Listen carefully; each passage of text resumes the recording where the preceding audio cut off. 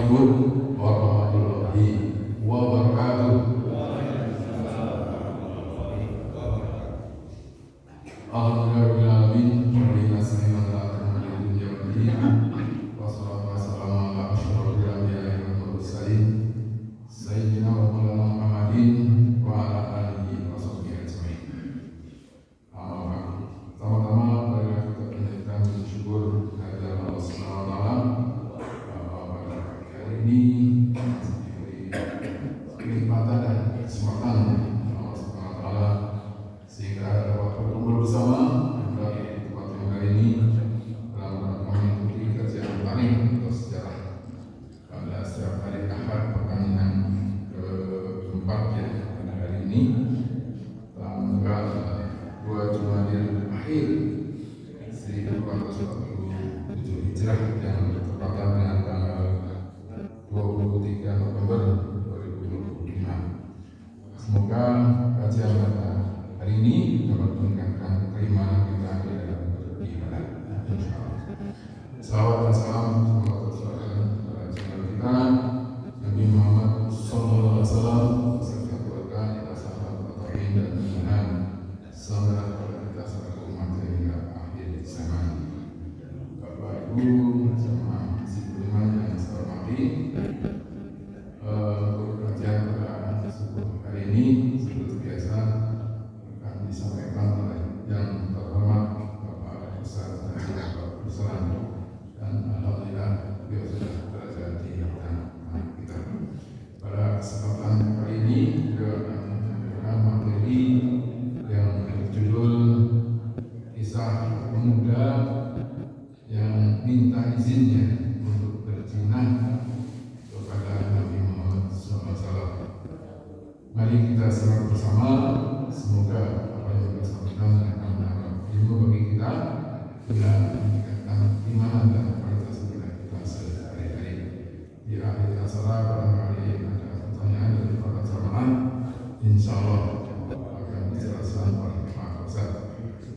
Kemudian sebagai acara penutup, para jamaah jangan pulang dulu, kita ngopi bersama di teras masjid. Segera dari kami saksikan. Assalamualaikum warahmatullahi wabarakatuh. Waalaikumsalam.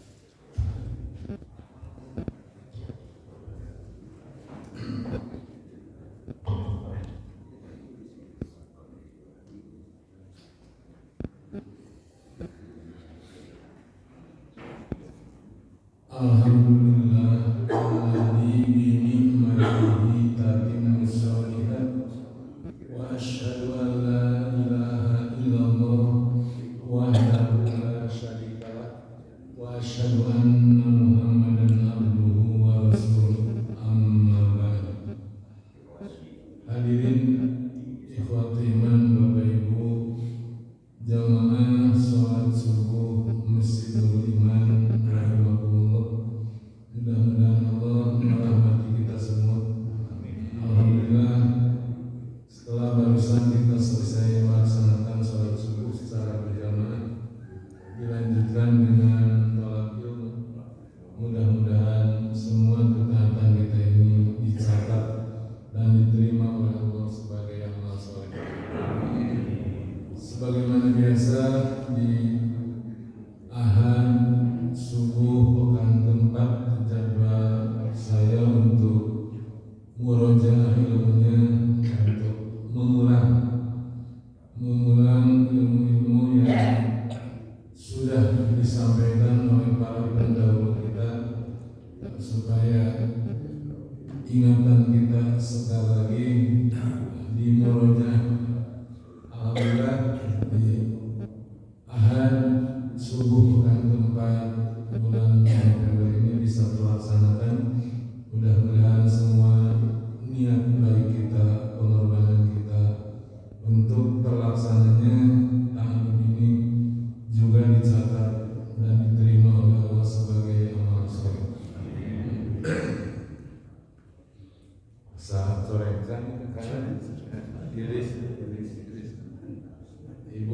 saling ibu mana Senin, Selasa, Rabu, Kamis, Jumat, pul ibu mah samingon 5 kali, bapaknya sekali ya. Ahad unggul. Alhamdulillah. Bapak Ibu untuk murojaah ilmunya ada kisah seorang pemuda di zaman Nabi yang berkeinginan untuk menikah, tapi terbentur oleh faktor ekonomi. Jadi tidak mampu nikah itu karena faktor ekonomi. Sementara kebutuhan biologis terus mendesak. Akhirnya dia datang ke Nabi mencari legalitas, minta izin kepada Nabi untuk berzina. Ya Rasulullah, idzan li fi zina. Wahai Rasulullah, izinkan saya untuk berzina. Jadi keinginan untuk menikah sudah kuat, biologis sudah tidak terkendalikan, sementara kemampuan terbentur oleh faktor ekonomi. Maka dia datang menghadap Nabi, kemudian minta legalitas dari Nabi. Idzan li bizina. Wahai Rasulullah, izinkan saya untuk berzina. Fa'aqbala qaum alaihi fajazaru wa qalu mah. Maka orang-orang atau para sahabat yang hadir ketika itu mengarahkan pandangannya kepada pemuda tersebut. Kemudian mereka berkata, Mah, diam kamu. Jadi amak sahabat dicarikan, dimarahi, Mah, diam. Tak beda dengan Nabi. Kalau Nabi makola udnu padana minhu qoriban. Beda cara menyikapi Nabi dengan para sahabat tadi. Nabi tidak marah, malah meminta kepada para sahabat supaya pemuda tadi disuruh dekatkan dia kepadaku. Maka pemuda tadi mendekat kepada Nabi. Setelah mendekat, lalu Rasulullah berkata, Ijlis, duduklah di sini dengan penuh kasih sayang. Nabi menyikapi kejadian atau kenyataan seperti itu. Setelah duduk, kemudian Nabi mulai pemuda itu duduk dan Nabi bertanya kepadanya, Atuhibbu li ummika. Setelah duduk di hadapan Nabi, Nabi bertanya, apakah kamu suka kalau ibumu dijinahi oleh orang lain? Maka pemuda tadi kaget. Kemudian dia berkata, La wallahi ja'alani Allahu fidaka. Tidak, demi Allah, ja'alani Allahu fidaka. Semoga Allah menjadikan diriku sebagai tebusan. Disadarkan oleh Nabi, dilembutkan hatinya. Kemudian Nabi melanjutkan, Atuhibbu libnatika. Apakah kamu suka kalau anak perempuanmu yang dijinahi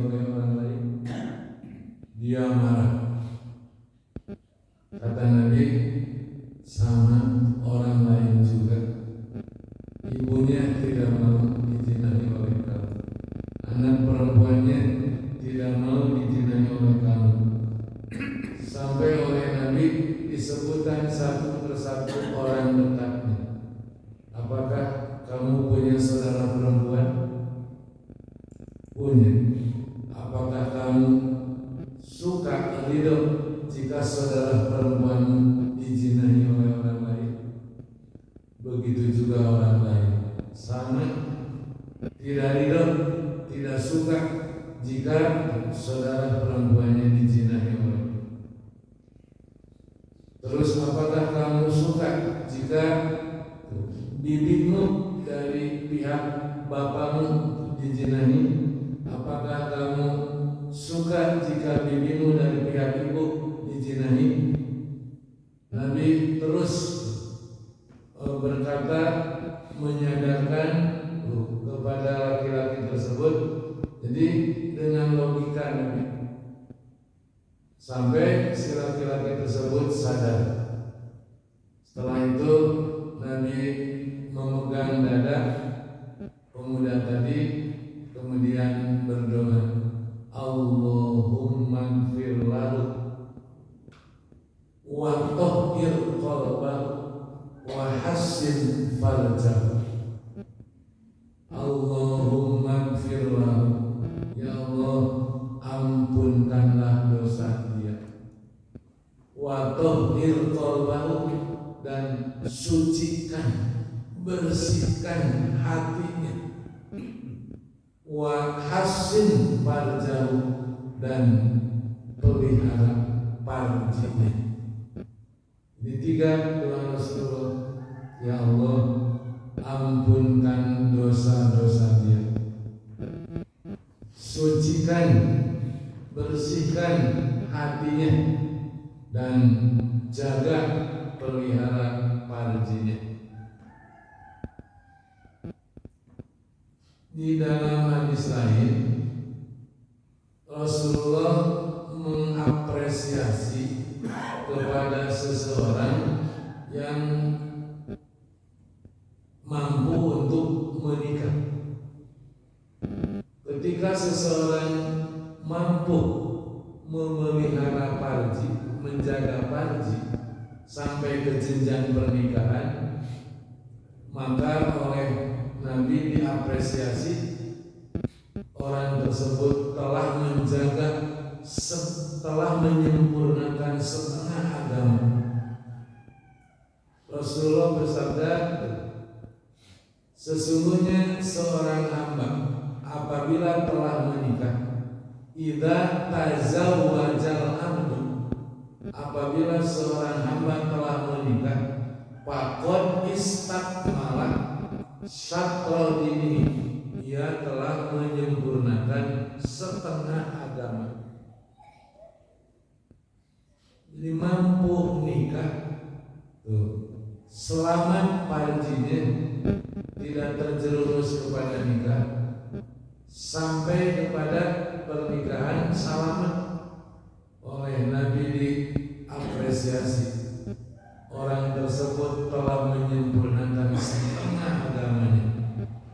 Maka bertakwalah kepada Allah, jaga setengahnya lagi. Keselamatan agama setengahnya ada pada farji, setengahnya lagi ada pada perut. Kalau sudah selamat farji, tidak zina, jaga perut. Setengah agama ada pada keselamatan perut. Jangan ada makanan minuman yang masuk yang tidak halal.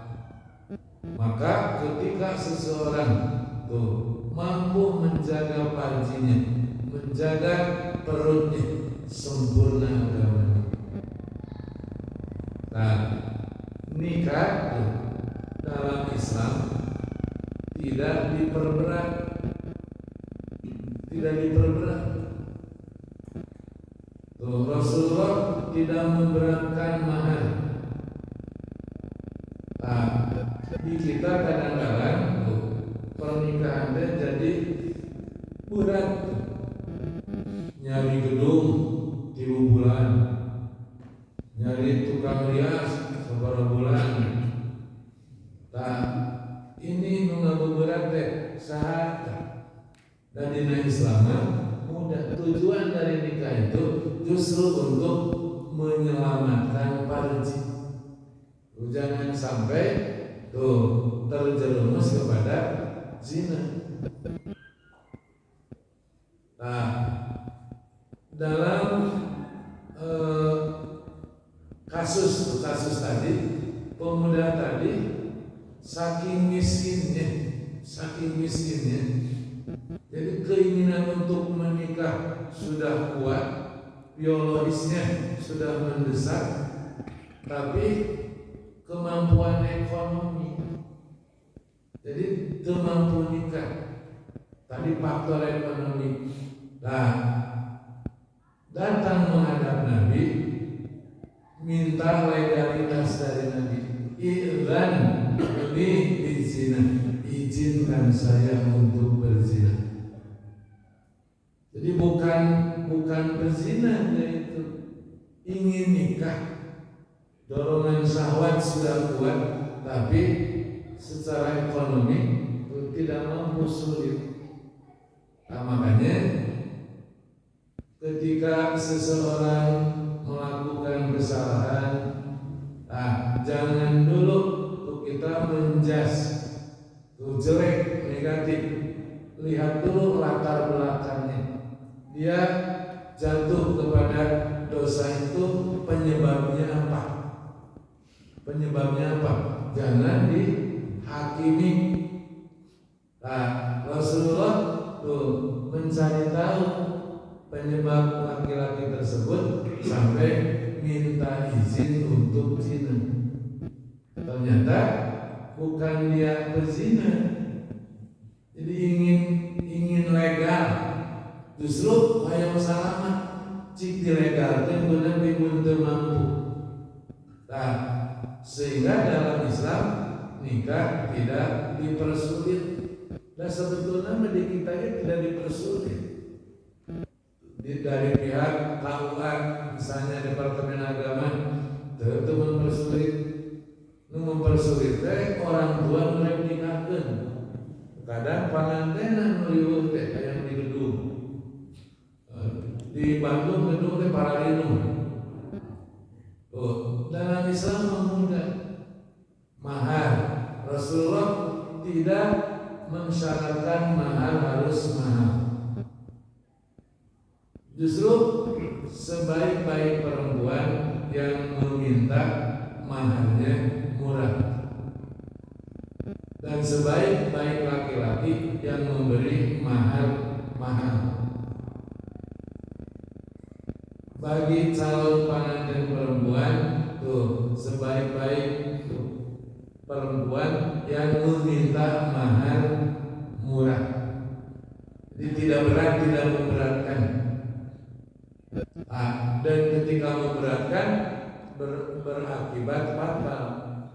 Makanya kayak di Arab mahar itu mahal, sehingga banyak gadis-gadis tua yang tidak mampu menikah, dan berimbas mereka punya komunitas lesbi. Saya ditunjuki oleh teman yang sekolah di situ. Yuk yang apa saja ke tempat lesbi. Jadi maaf nih, di daerah Masjid Nabawi, di daerah Masjid Haram itu ada lokasi-lokasi yang itu karena tadi, jadi gara-gara dimahalkan mahal, jadi mereka terjerumus seperti itu. Sementara laki-laki nama gampang, udah datang ke Indonesia, di Indonesia malulah sama halnya. Maka di puncak ada kampung Arab.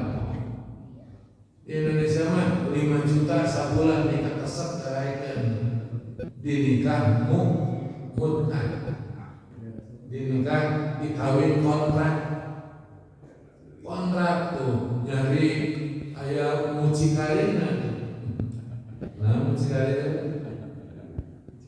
ayah calon nyari ke daerah mana kecilin tuh, orang tuanya diberitahu ada pekerjaan sabulanan di Jakarta tuh, atau kasuaminya minta izin pekerjaan sabulanan, padahal di kontrak sabulan murah 5 juta diketasap orang Arab 5 juta sabulanan. Dan itu saya cerita dari santri saya, ada santri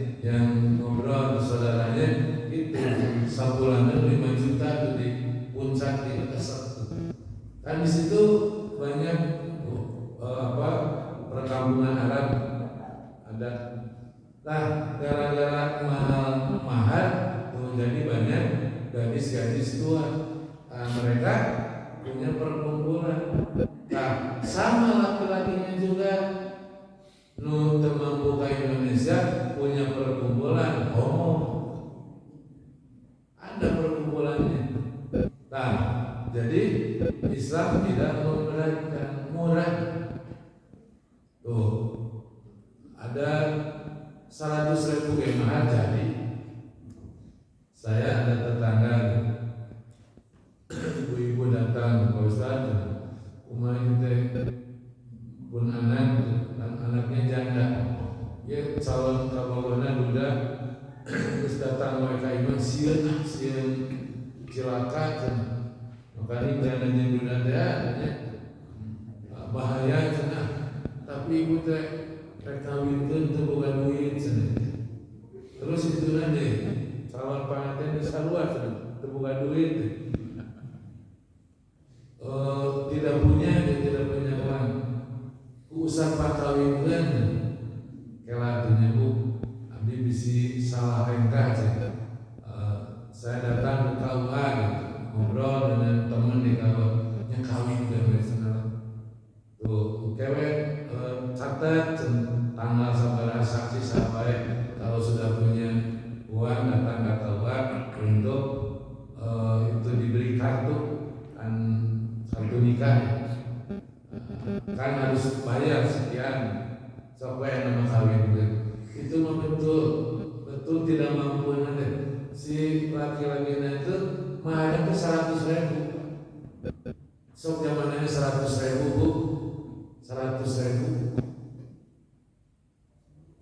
jadi memang tidak diberatkan sok sabaraha mampunan 100.000 dengan mas 100.000 jadi halal. 100.000 halal, 1 juta haram, 5 juta haram, nikah kontrak. Tengah beratkan jadi sah. Sudah punya uang datang ke KUA, kemudian diresmikan diformalkan ku negara. Tadi kita mah ada 2 nikah teh, sah secara agama, sah secara negara. Untuk sah secara agama mah mudah, 100.000 mahar jadi. Kalau betul-betul tidak mampu, kan di zaman Nabi ada yang tidak mampu, tidak punya apa-apa, saya ingin nikah. Jadi kalau itu begini, ada seorang perempuan menawarkan diri ke Nabi, yang ditikah ku Nabi. Nabi menolak. Ayah sahabat hari mual senantu Nabi ku abdi we. Pede lah. Kalau tidak oleh engkau oleh saya. Padahal dia sudah punya istri. Oleh Nabi ditanya, bukan naon sudah diiman. Punya apa? Tidak punya apa-apa. Cincin punya. Boro-boro sudah boro-boro punya cincin. Tina besi, itu tina besi kayak cincin tina besi itu punya. Saking betul-betul miskinan, terus saking miskin, ayah istri 2, mau namahan istri itu. Padahal menawarkan diri kepada Nabi diam, tidak merespon. Atun maksud senaku abdi we ari muaman, bukan naon di rumah. Tegadunan cincin bersih, itu cincin bersih ke. Cik atun apa tina Quran naon, kulhu senantu. Tak mas kawin aku kulhu. Jadi tidak memberatkan mas kawin itu. Kemudian tadi saking betul-betul tidak punya berarti. Padahal tidak berat, tapi dia merasa berat untuk nikah. Akhirnya datang ke Nabi minta dilegalkan. Nabi menyikapi keadaan itu, dicari tahu, disentuh hatinya dengan logika.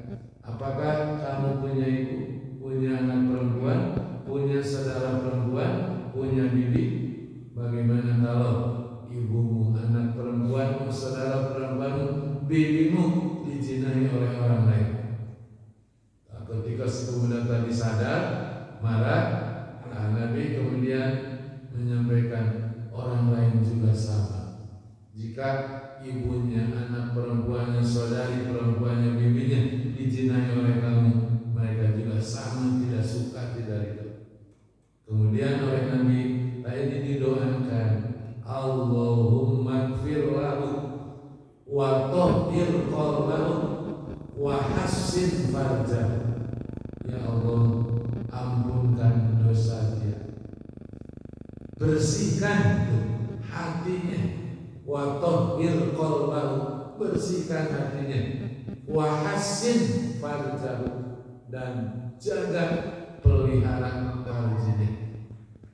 Bolehkah doa ini dipakai mendoakan seseorang yang kasusnya seperti Nabi tadi, di orang yang ingin berzina atau yang melakukan zina? Didoakan, ya Allah, ampunkan dia, bersihkan hati dia, dan jaga pelihara farji dia.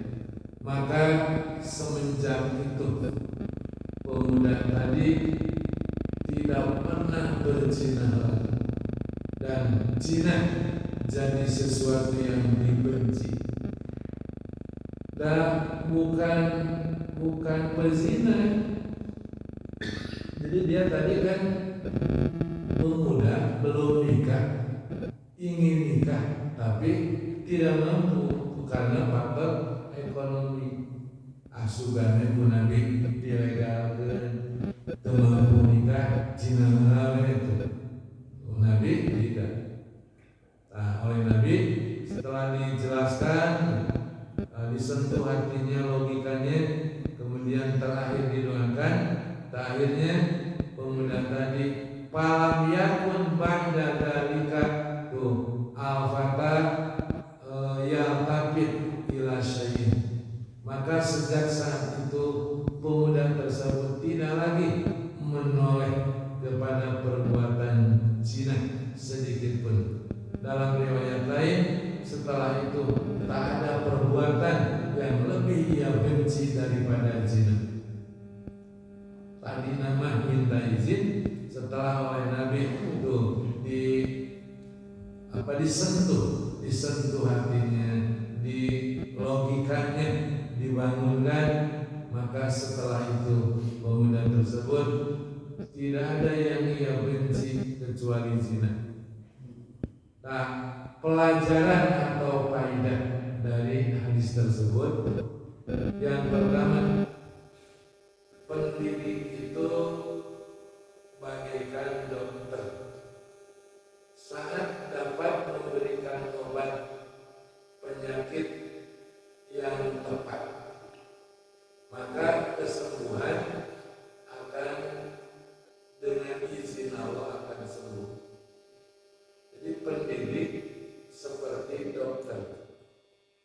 Nah, ketepatan mendiagnosa penyakit dan ketepatan memberikan obat mempercepat proses penyembuhan. Pendidik harus seperti dokter.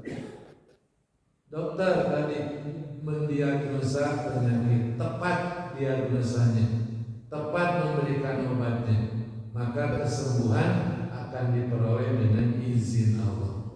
Begitu juga dengan pendidik itu.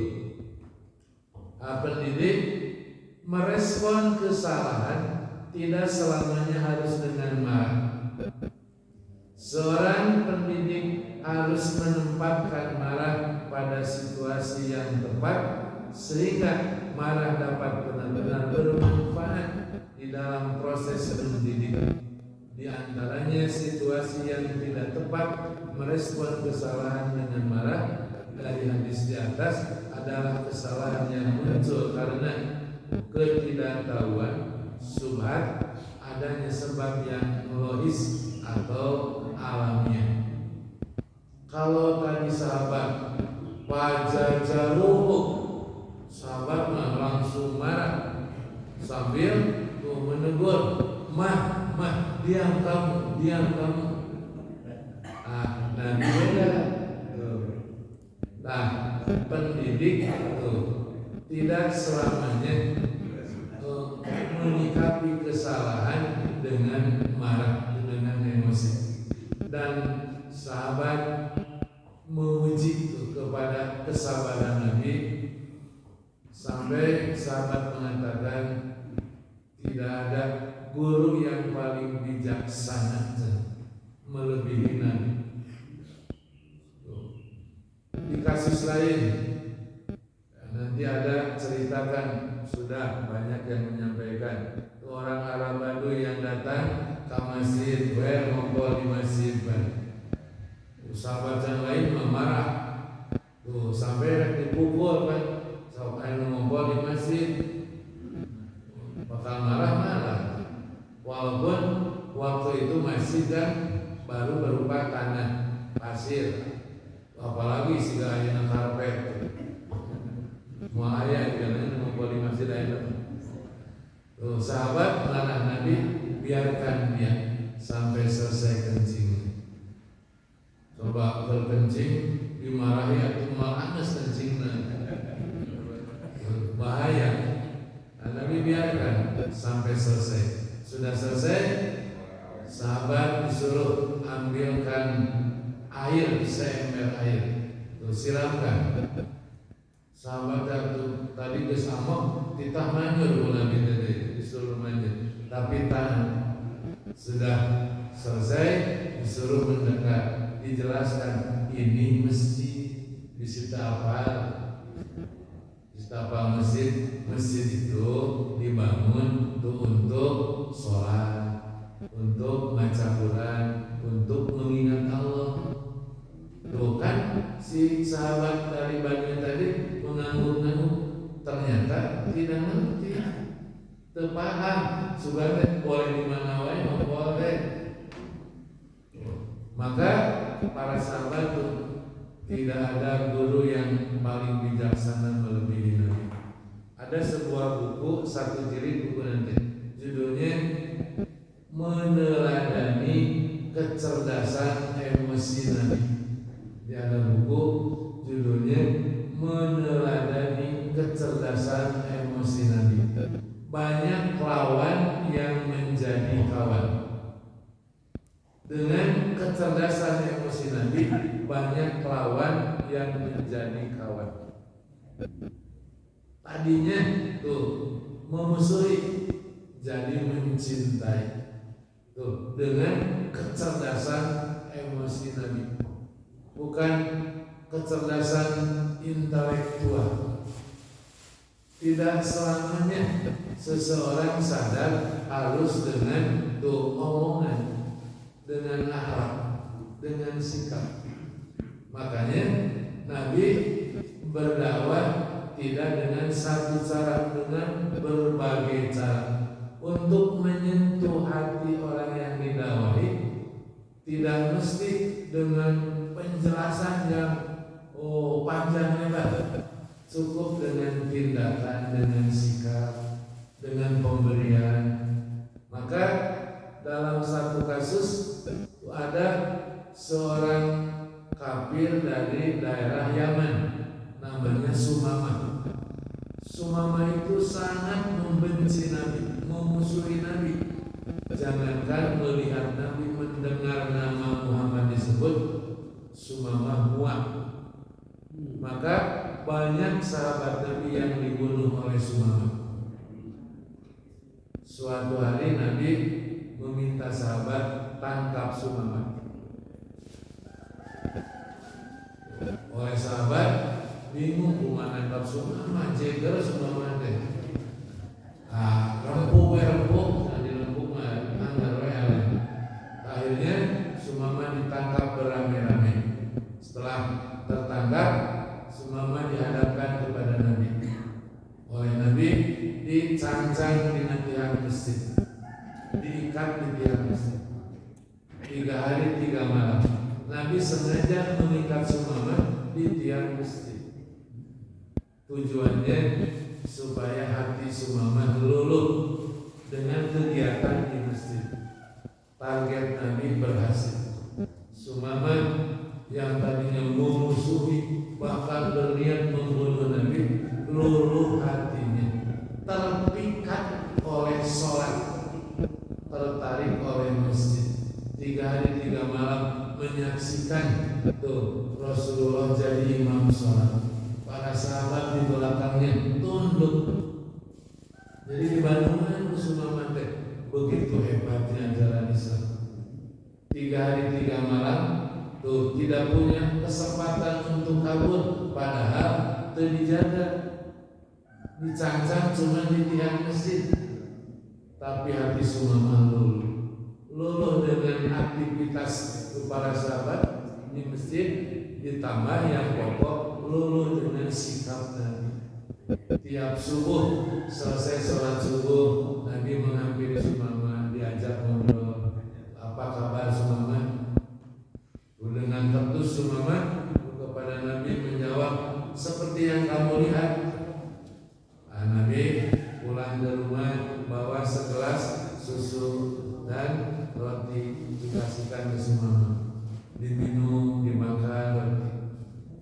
3 hari berturut-turut, tiap subuh Nabi menghampiri Sumamah, diajak ngobrol, tapi Sumamah dengan sinis, dengan ketus selalu menjawab seperti yang kamu lihat Muhammad. Tapi Nabi terus membawakan segelas susu dan sakit roti. Pas hari ketiga Nabi menghampiri lagi. Sekarang mau kemana? Tujuannya Sumamah. Sumamah mengatakan, jika kamu membunuh saya terima, karena saya merasa banyak melakukan kesalahan. Tapi jika kamu melepaskan saya, satu waktu saya akan balas budi. Rasulullah memerintahkan sahabat, lepaskan Sumamah. Abu Hurairah yang waktu itu menyaksikan bingung, ini susah-susah menangkap Sumamah. Sudah ditangkap, semudah itu Rasul menyuruh melepaskan. Tapi sahabat sami'na wa ata'na, dilepaskanlah Sumamah. Sumamah keluar dari masjid, di luar masjid berpikir, begitu hebatnya tuh kepribadian Muhammad, dihormati tuh, ditaati oleh sahabat-sahabatnya. Padahal kalaupun saya dibunuh wajar, tapi begitu mulianya akhlak Muhammad, tidak jadi tas Sumamah pulang tuh ke tempatnya, ke Yaman, kembali ke masjid, masuk masjid, langsung mengucapkan 2 kalimat syahadat, dan langsung Sumamah terus terang di hadapan Nabi Muhammad, dulu tidak ada muka yang paling saya benci kecuali mukamu. Sekarang tidak ada muka yang paling saya cintai kecuali mukamu. Ma min wajhin abghadu ilayya min wajhika, ma min wajhin ahabbu ilayya min wajhika. Dulu tidak ada muka yang paling saya benci kecuali mukamu. Sekarang tidak ada muka yang paling saya cintai kecuali mukamu. Tidak ada agama yang paling saya benci kecuali agamamu. Sekarang tidak ada agama yang paling saya cintai kecuali agamamu. Tidak ada negeri yang paling saya benci kecuali negerimu. Tidak ada negeri yang paling saya cintai kecuali negerimu. Nah, di buku itu meneladani kecerdasan emosi Nabi. Nah, banyak kisah-kisah yang diterangkan, banyak lawan yang menjadi kawan. Dengan kecerdasan emosi Nabi itu banyak lawan yang menjadi kawan. Kisah seorang anak Yahudi yang masuk Islam, padahal tiap Nabi lewat ke depan rumahnya diludahi. Tapi giliran dia yang sakit, numpang urang ngajenguk Nabi, masuk Islam kan, si anak Yahudi tadi. Jadi banyak tuh musuh-musuh yang masuk Islam dengan tuh kecerdasan emosi nanti. alat Nabi. Nah, pemuda yang tadi juga yang asalnya berkeinginan untuk berzina, oleh Nabi disentuh hatinya, disentuh pikirannya, kemudian didoakan kepada Allah, ya Allah, ampunkan dosa dia, bersihkan hatinya, dan jaga, pelihara farjinya. Sejak itu pemuda tersebut tidak ada yang ia benci kecuali zina. Zina menjadi perbuatan yang ia benci. Tuh. Dua. Jadi dua faktor tadi. Yang ke satu, dengan kelembutan hati Nabi menyikapi orang yang melakukan kesalahan tidak dengan marah, tapi dengan pendekatan persuasi, penuh kasih sayang. Yang kedua, dengan doa. Jadi doakan. Jadi kalau ada seseorang yang melakukan kesalahan, jangan lupa doa. Ya Allah, ampunkan dia, bersihkan hatinya, dan farjinya, selamatkan, jaga, pelihara farjinya. Tiga doa Nabi. Dengan wasilah doa Nabi yang jelas, doa Nabi diijabah. Pasti orang yang didoakan, apa doa Nabi pasti itu kejadian. Jadi karena doa Nabi diijabah. Tapi dari hadis itu diambil faedah. Tadi pendidik itu harus seperti dokter. Ketika memeriksa harus jelas, harus tepat mendiagnosanya, dan harus tepat memberikan obat. Ketika itu kesembuhan akan diperoleh dengan izin Allah. Nabi melihat pemuda tadi, pemuda ini bukan pezina, tapi minta legalitas dari Nabi. Ada seorang pemuda lagi, dia datang ke Nabi minta sedekah. Saya miskin, wahai Rasulullah, tidak punya apa-apa, beri sedekah. Nabi memperhatikan pemuda tadi, masih muda, jajah, tapi minta-minta. Nah, oleh Nabi tidak dimarahi, tadi sentuh hatinya. Apakah di rumahmu punya sesuatu? Tidak punya apa-apa. Pangna abdikan oke, miskin Nabi. Punya juga hamparan dan bejana, bawa aku ke sini. Dibawa, sudah di hadapan Nabi, Nabi ditawarkan, kamu hadir. Siapa yang mau membeli dua barang ini? Sahabat yang ditawari surti Nabi menyuruh membantu, dan tidak butuh dengan bijana itu, tapi paham maksud Nabi, bantu dia. Maka ada sahabat yang berani membeli 1 dirham. Nabi mengatakan kurang 1 dirham, harus 2 dirham. Ada sahabat yang berani 2 dirham. Bukan berani karena barangnya, tapi paham kepada isyarat Nabi, bantu dia, keluarkan dia dari kesulitan. Maka uang 2 dirham diterima, dan sahabat tadi oleh Nabi disuruh mendekat. Ini uang 2 dirham, bawa ke pasar. Nusa dirham belikan makanan, bawa ke keluarga. Nusa dirham belikan kampak, bawa ke dia. Pemuda tadi bingung harus bagaimana, tapi diikuti apa yang Nabi nasihatkan. Dia bawa ke pasar, pergi ke pasar, beli makanan, bawa ke keluarga, dan beli kapak, bawa ke Nabi. Oleh Nabi, kapak tersebut digagahnya pakai penangkal. Kemudian Nabi menyuruh, pergi kamu, saya tidak mau melihat kamu lagi sebelum kapak ini menjadi uang 15 dirham. Pergi pemuda tersebut, tuh, saya tidak mau melihat kamu lagi sebelum kapak ini menjadi uang beberapa dirham. Dia berpikir harus bagaimanakan kapak ini. Dia datang ke hutan, lihat ada pohon-pohon yang kering, dipotong, dikumpulkan, dijual. Jadilah dia jadi tukang jual kayu bakar. Tuh. Jadi cara Nabi tuh menyelesaikan masalah. Dilihat dulu. Nah, pendidik seperti dokter, periksa dulu. Nah, Nabi cerdas ke dalam emosinya. Sehingga di buku tadi itu dengan meneladani kecerdasan emosi Nabi, banyak lawan yang menjadi kawan. Insya Allah nanti ada seorang sahabat yang datang ke Nabi, wahai Rasulullah, izinkan saya masuk Islam, tapi semua pekerjaan saya jangan dilarang. Apa?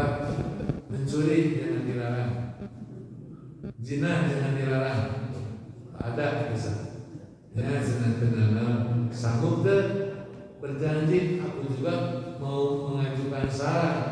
Apa? Jangan bohong. Ada kan cerita sahabat yang oleh Nabi disyaratkan, sok, tapi jangan bohong.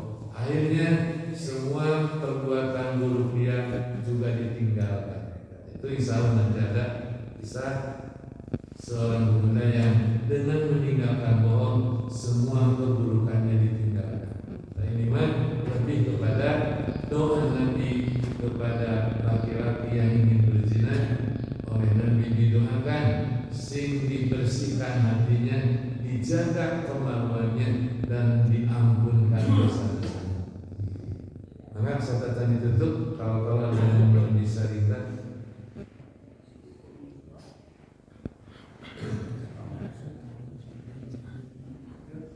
Banyak tongbu nikahkan tong liwur.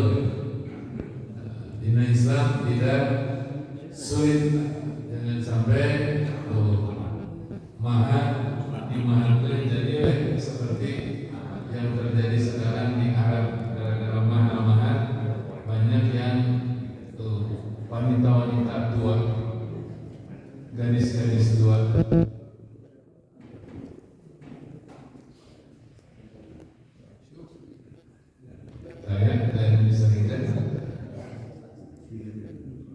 Kalau tidak ada yang diseringkan, Bapak Ibu, materi murojaah untuk Ahad keempat di bulan November mungkin cukup sekian pelajaran yang bisa kita ambil tadi dari cara Nabi menyikapi kita sebagai orang tua, sebagai pendidik. Tentu diterapkan kepada anak yang paling pokok atau kepada teman, bagaimana cara Nabi menyikapi suatu masalah. Tidak langsung direspon dengan marah, tapi dicari tahu dulu penyebabnya, akarnya. Kenapa dia melakukan ini? Jangan langsung dijustifikasi atau apalagi dipandang hina, tapi dicari akar masalah. Mau tanya Pak? Karena nggak ada yang tanya, saya tanya Pak. Apa hukumnya nikah sirih Pak?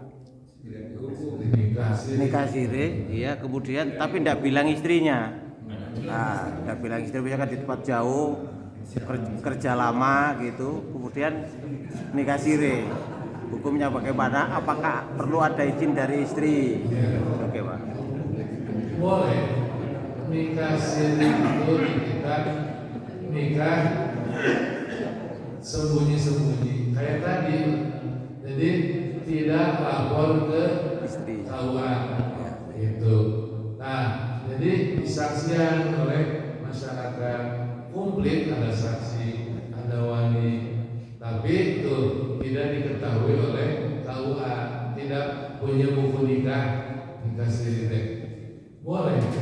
Nah, dan ketika seseorang mau ta'adud, mau istrinya berbilang, itu tidak disyaratkan minta izin kepada istri ke satunya, istri pertama.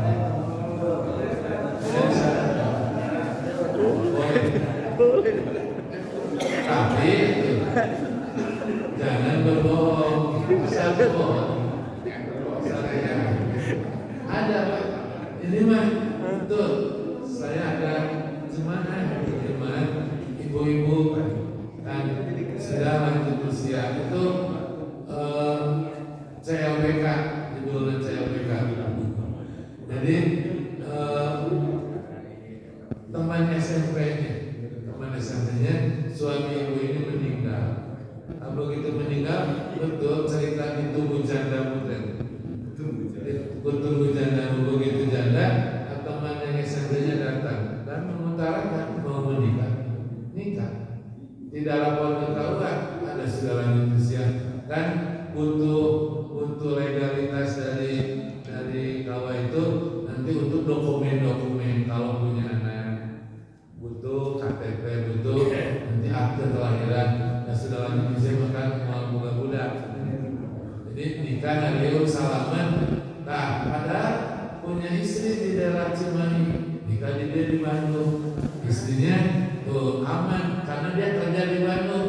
Cek istrinya tuh pernah kehilangan tiap malam, datang malam giliran siang. Jadi aman tuh kerja, ini gilirannya siang. Ada tetangga saya gitu kan, tetangga kerjanya di Banjaran. Nah itu tadi kerja di Banjaran. Nah sampai tidak tahu pas meninggal datang istri keduanya minta warisan. Jadi memang secara hukum Islam tidak dilarang. Tadi asalkan tidak bohong dan berbohong kerja mau kerja. Nah, istrinya kan tidak curiga, tidak pernah kehilangan semalam pun sehari pun karena kerja pulang aman. Mana daripada diturutan gitu. Ini kasih itu nikah telapor bukan negara boleh, tapi dicatat tadi tetap ada catatan satu waktu kalau butuh surat. Jadi kita mah ada dua yang mensahkan pernikahan itu dua, sah secara agama, sah secara negara. Untuk yang masih muda harus ditempuh sah secara negara karena untuk dokumen-dokumen kenegaraan. Kalau tidak butuh dokumen kenegaraan mah tidak apa-apa telapor oke. Asal ada saksi, ada wali. Dan itu banyak yang melakukan itu dikasih tadi aman kan? Satu bohong. Makasih Pak. Hadirin iman Bapak Ibu, itulah materi murojaah untuk pagi hari ini. Mudah-mudahan sedikit jadi tambahan ilmu. Aku qouli hadza wa astaghfirullah li wa lakum. Wassalamualaikum warahmatullahi wabarakatuh.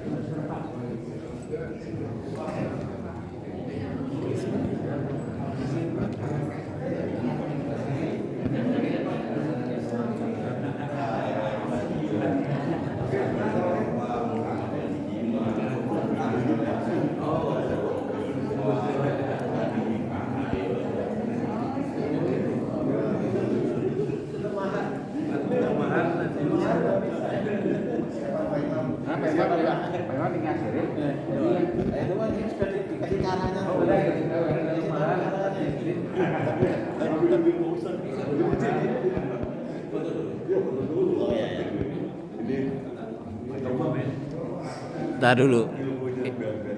Ini masih video.